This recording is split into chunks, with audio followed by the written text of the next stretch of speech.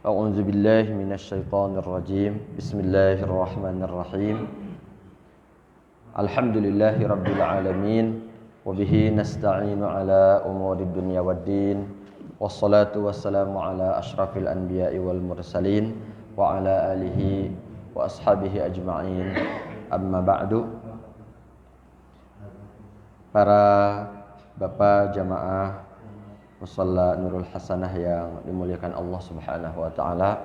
Wahayyikum jami'an bi tahiyyatil Islam. Assalamualaikum warahmatullahi wabarakatuh. Alhamdulillah, kita panjatkan puji dan syukur kepada Allah Subhanahu wa taala atas nikmat yang Allah anugerahkan untuk kita semuanya. Semoga kita senantiasa bisa terus bersyukur atas nikmat-nikmat yang Allah anugerahkan untuk kita.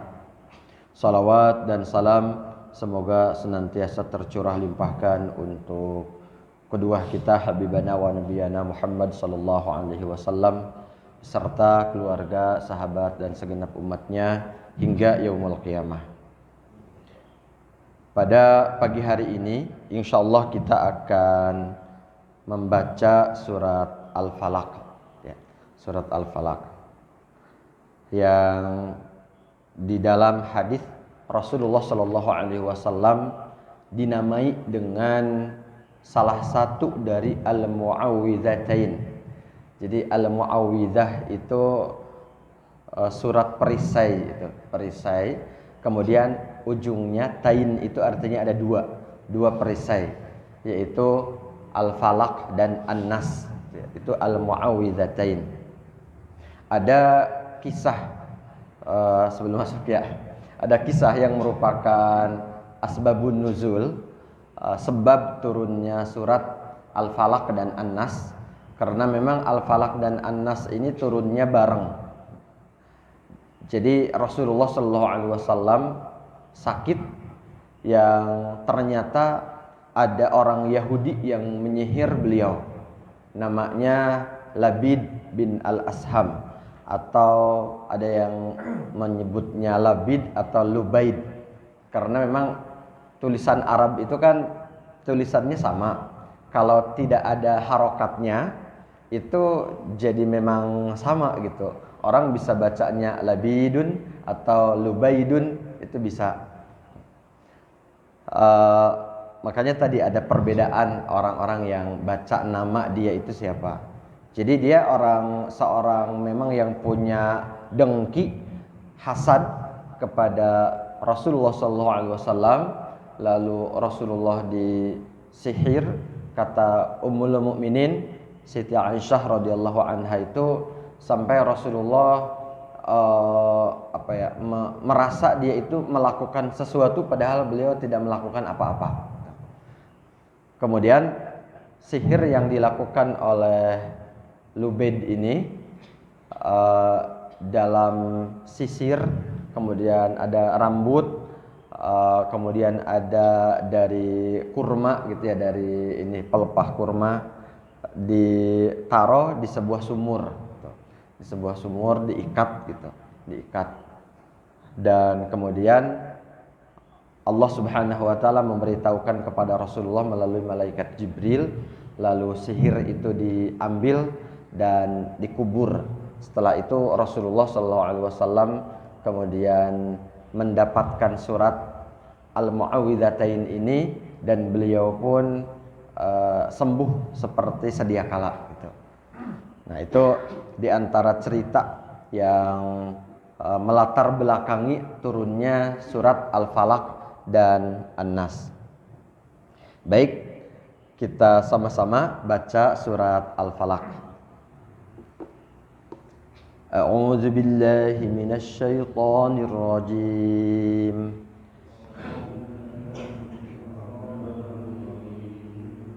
Bismillahirrahmanirrahim.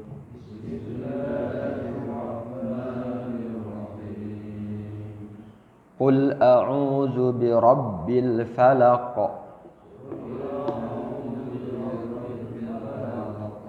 min syarri ma khalaq wa min syarri ghasiqin idza waqab,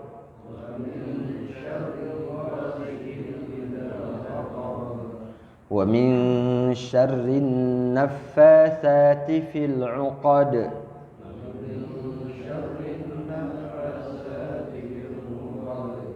wa min syarri hasidin idza hasad.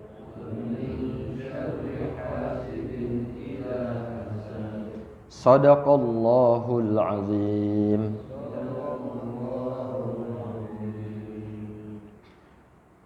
Qul a'udzu, ini sama persis seperti di surat An-Nas, dan kita udah tahu, sudah hafal ya pada ya artinya.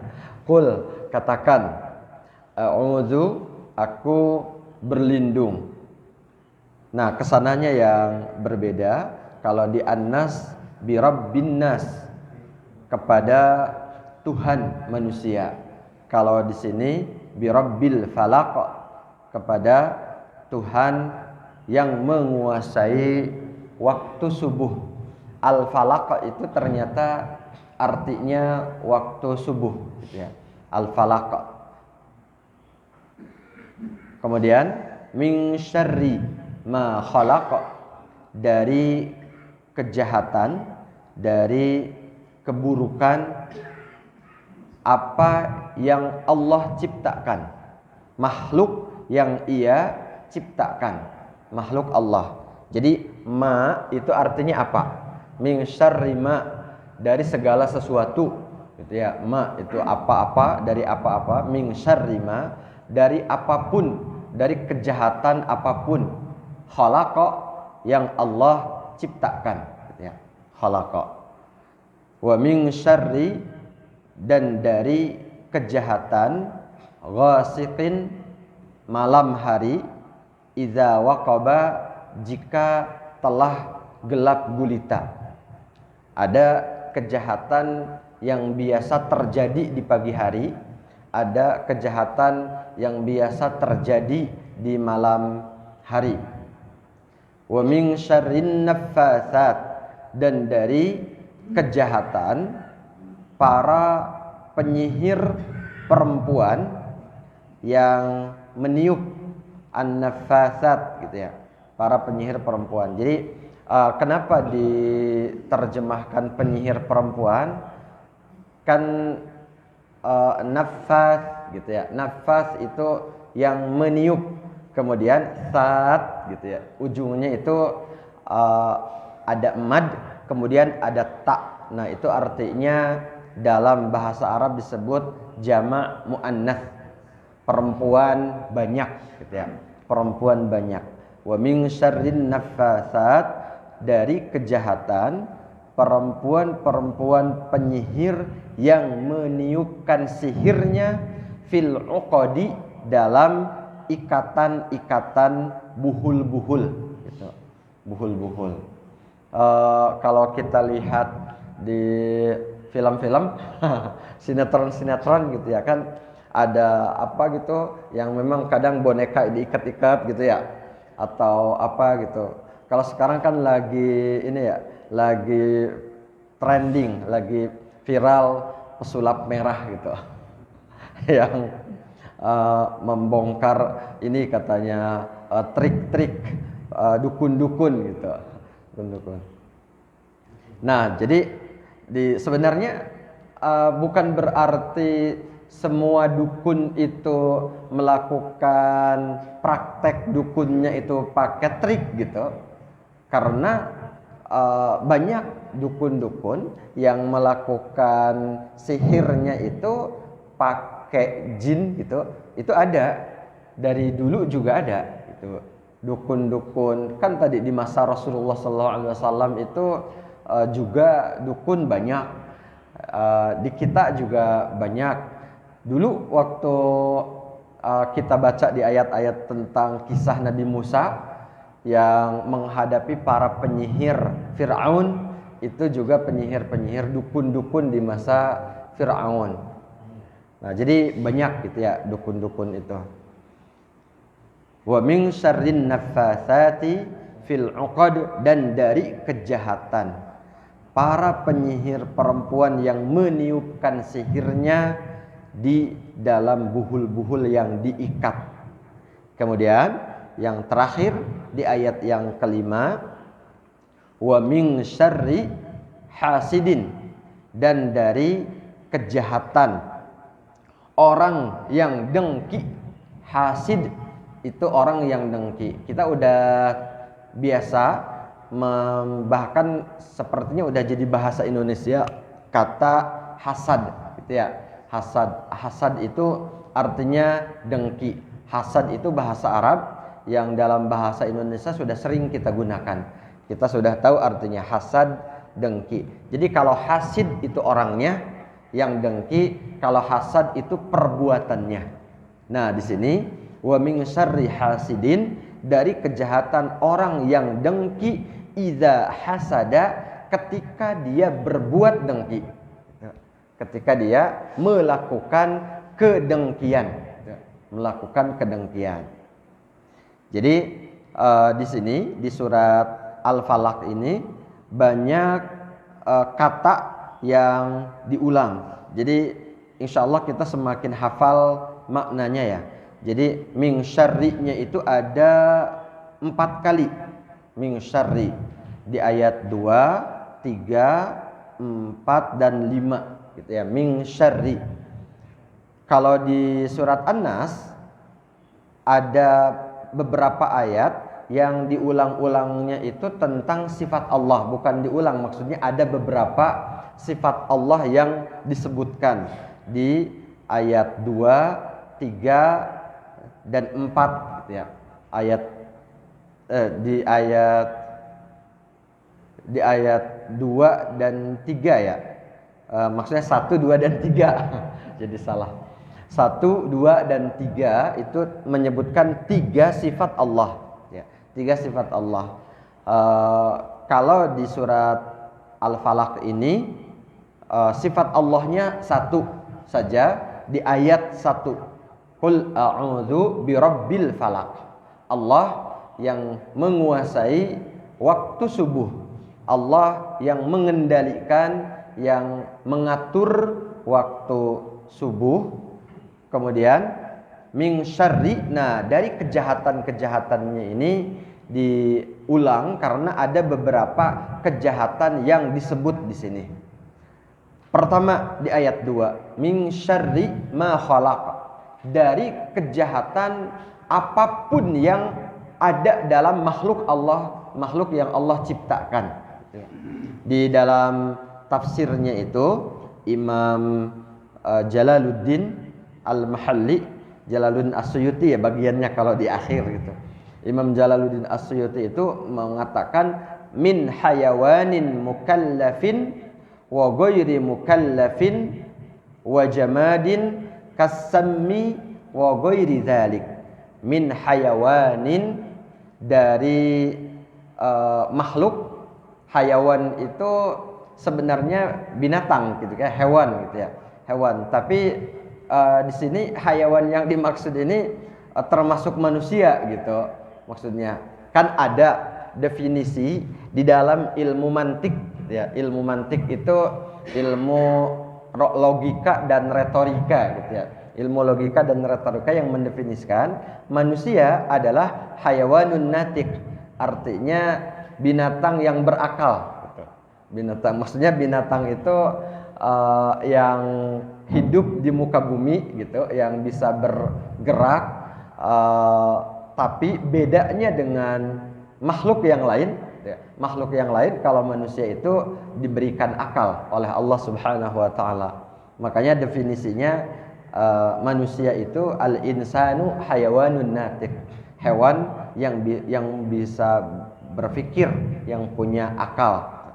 Nah, di sini Imam As-Suyuti menafsirkan min syarri ma khalaq itu dari min hayawanin mukallafin wa ghairi mukallafin, dari makhluk yang mukallaf ataupun yang tidak mukallaf.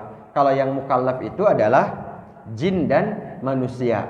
Kalau yang tidak mukallaf itu mungkin dari binatang berbisa, itu binatang melata yang juga bisanya bisa membuat kita demam siang malam gitu, seperti kalajengking atau dan lain-lain gitu. Juga dari kejahatan-kejahatan, mungkin dari gigitan anjing buas, dari binatang buas lainnya seperti singa. Tapi kalau di kita kan di kampung-kampung nggak ada singa gitu ya, ada singa. Nah, apapun itu, baik yang mukallaf manusia dan jin maupun dari yang bukan mukallaf, pokoknya kita mohon perlindungan kepada Allah dari sisi buruk seluruh makhluk, gitu. Dari sisi jahat seluruh makhluk. Nah, berarti kan kalau udah dikatakan seluruh makhluk, semuanya udah termasuk di dalamnya, gitu. Termasuk penyihir-penyihir, termasuk kejahatan yang terjadi karena suasana gelap, gitu. Kalau suasana gelap itu kejahatan apa yang biasa terjadi? Ya mungkin pencuri gitu ya. Juga tadi binatang-binatang yang memang kita nggak bisa melihat karena gelap, ternyata kita nginjak ularnya matuk gitu. Nauzubillah ya. Nah, jadi kan kalau lagi suasana gelap kan memang menakutkan gitu, menakutkan. Di sini Allah Subhanahu wa taala memang mengajarkan kita untuk berlindung dari hal-hal tersebut yang walaupun di ayat kedua gitu ya, di ayat kedua itu sudah disebutkan bahwa semuanya terangkum, tercakup, termasuk dalam syarri ma khalaq, dalam kejahatan seluruh makhluk Allah. Tapi di ayat-ayat berikutnya itu disebutkan lagi untuk apa? Agar kita waspada gitu, waspada. Yang pertama di ayat ketiga, wa min syarri di ayat keberapa? Di ayat kedua tadi min syarri ma khalaq. Kemudian di ayat ketiga, wa min syarri ghasiqin idza waqab. Oh ya, jadi kan di ayat pertama itu qul a'udzu birabbil falaq. Allah menyebutkan bahwa ia gitu ya, bahwa Allah Subhanahu wa taala adalah Tuhan yang menguasai waktu subuh. Nah, berarti waktu subuh juga ini termasuk salah satu waktu yang kita perlu waspada. Kalau pencuri juga kadang-kadang melakukan kejahatannya, aksinya di waktu subuh juga gitu ya. Ada bisa. Apalagi kalau waktu-waktu sebelum subuh. Dulu waktu saya kehilangan motor di rumah itu, saya pulang dari luar itu jam berapa ya? Udah dini hari pulang. Tapi nggak waspada gitu ya, nggak waspada, pagar nggak digembok. Memang udah gitu ya, pagar nggak digembok, motor baru umur 3 minggu, Scoopy. Nah, ternyata pas mau subuh udah nggak ada gitu. Kaget ya, kemana motor gitu. Pas mau sholat subuh ke musola, ternyata motor nggak ada. Jadi menjelang-jelang subuh gitu, kayaknya kejadiannya gitu. Karena jam jam 4 gitu kita keluar juga udah nggak ada gitu. Nah, jadi falak gitu ya, falak, waktu masih gelap, masih remang-remang. Kalau begal jam berapa biasanya? Jam 2 ya. Nah, kan di situ dulu ya pernah ada kejadian di Jalan Juanda itu. Jalan Juanda memang benar-benar sepi gitu kalau udah malam gitu, udah gelap. Jadi ini waktu subuh. Kemudian yang kedua di ayat 3 Allah Subhanahu wa taala memperingatkan kita lagi agar kita waspada dengan waktu malam idza waqaba, jika telah gelap gulita. Kemudian wa min syarri ghasiqin idza waqab, itu tadi di ayat 3 malam. Ghasiq ini nama lain dari waktu malam, gitu ya, waktu malam. Karena memang karakter malam yang gelap, gitu. Karakter malam yang gelap. Lalu wa min syarrin naffatsat, penyihir-penyihir perempuan. Jadi ini ya, kayak gimana ya? Kayak Allah Subhanahu wa taala menyebutkan penyihir-penyihir ini dengan jenis kelamin perempuan. Ini menggambarkan sepertinya penyihir perempuan itu banyak, gitu. Seperti nenek lampir gitu ya. Atau siapa lagi? Nini pelet gitu, nenek lampir gitu. Jadi itu juga jadi inspirasi mungkin bagi pembuat seni sinetron gitu. Nafasat banyak. Termasuk dulu ketika kakeknya Rasulullah, Abdul Muttalib, gitu ya. Kakeknya Rasulullah Abdul Muttalib itu waktu dia bersumpah kan, waktu itu bersumpahnya itu gini, jika punya 10 anak laki-laki maka satu akan dikurbankan, gitu, akan disembelih satu orang. Nah, ternyata benar Allah memberikan rezeki kepada beliau 10 anak, dan akhirnya beliau sesuai dengan niatnya, nazarnya, gitu, nazarnya, maka berniat untuk mengkurbankan putranya, salah satu putranya. Lalu putra yang mana nih yang akan dikurbankan? Apakah Hamzah atau Abdullah ayahnya Rasulullah, atau Abbas, atau Abu Thalib, atau yang lain, gitu ya, nama-nama paman-paman Rasulullah. Ternyata ketika diundi gitu, ternyata yang keluar itu nama Abdullah, ayahnya Rasulullah, gitu, ayahnya Rasulullah. Dan ketika yang keluar adalah nama Abdullah, ayahnya Rasulullah, semua orang Quraisy, orang Mekah nggak setuju, gitu, karena Abdullah itu anak yang menjadi kesayangan semua masyarakat Quraisy, gitu. Tidak hanya ayahnya, tidak hanya ibunya, tidak hanya abang-abangnya, semuanya nggak setuju, gitu. Nggak setuju. Akhirnya kemudian Abdul Muttalib, kakeknya Rasulullah ini, gitu ya, kakeknya Rasulullah ini disuruh oleh mereka untuk konsultasi ke dukun. Nah, dukun yang menjadi tempat konsultasi Abdul Muttalib ini perempuan juga, gitu, saat itu. Kan di masa jahiliyah ya, zaman jahiliyah. Akhirnya sang dukunnya memberikan saran kepada Abdul Muttalib. Mungkin dia dapat wangsit dari jinnya, gitu ya, atau entah dari mana gitu sumbernya. Yang jelas sang dukun ini memerintahkan kepada Abdul Muttalib untuk mengundi antara nama Abdullah dengan nama unta, gitu. Nama Abdullah dengan nama unta. Pokoknya terus dikoclok sampai keluar nama unta. Nah, ternyata yang luar biasa dahsyatnya itu, sekali masih nama Abdullah yang keluar, 2 kali masih nama Abdullah, sampai 9 kali Abdullah terus yang keluar. Itu kan luar biasa ya.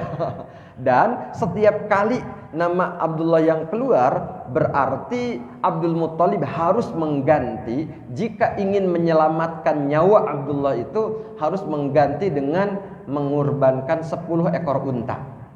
Berarti kalau udah 9 kali, harus mengganti nyawa Abdullah dengan 90 ekor unta. Akhirnya baru yang ke-10 kali keluar nama unta. Berarti Abdullah harus diganti dengan 100 ekor unta. Dan karena memang akhirnya Justru ketika nama unta keluar di yang ke-10 kali itu bahagia kan, karena bisa menyelamatkan nyawa putranya Abdullah. Akhirnya beliau berkurban dengan 100 ekor unta. Nah, ini menjadi sejarah awalnya kalau ada orang yang membunuh gitu ya, kemudian keluarganya menuntut, maka si pembunuh itu harus membayar 10 ekor unta.